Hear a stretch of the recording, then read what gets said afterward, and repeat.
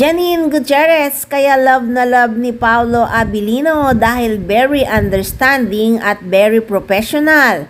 Walang imik sa mga pangbabas sa kanya.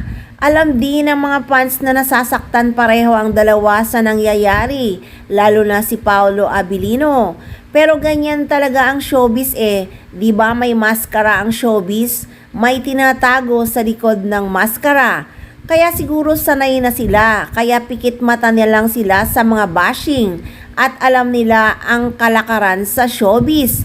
Pero sa totoo lang, sobra lang talagang OA at obvious pagdating kay Kim Chiu. Over talaga ang pagpupromote ng kanyang mga project, lalo na itong si Paolo Abilino ang kanyang leading man.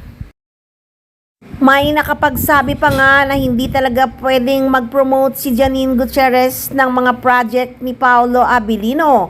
Utos daw ng mga big boss. Bawal nga din na maglagay ng mga picture si Janine kung walang approval. Sinamantala din ng sobra ng management na malakas ang chemistry ng Kim Pao. So paano na kung hindi si Paolo Abilino ang katambal ni Kim Chiu? Paano na si Kim? Si Paolo kasi kahit sino ang itambal ay may chemistry at talagang tinatangkilik ng mga fans at madlang people. Si Janine Gutierrez naman gumagawa ng sarili niyang career. Kahit wala si Paolo Abilino ay talagang tinatangkilik ng mga netizens at manonood ang kanyang mga projects, movie man or teleserye. Kaya abangan na lang natin at malapit nang matapos ang kanilang tambalan. Siguradong maraming pangbabas ang mangyayari at may hahalakhak na mga fans. Malalaman din natin kung sino ang nagwagi, Paunin ba or Kim Pao? Dahil ang Paunin sa totoo lang walang malaking gastos ang management sa promotion. Kusang nagsulputan ang kanilang mga fans na minahal sila ng sobra-sobra na sa kasalukuyan ay nalulungkot dahil sa Kim Pao.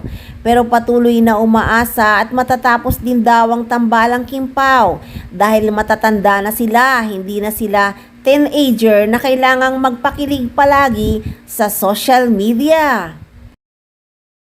Kaya ang mga solid fans ng Paunin ay naghihintay na lang. At nakakatuwa sila dahil very professional din ang mga solid fans ni Janine Gutierrez.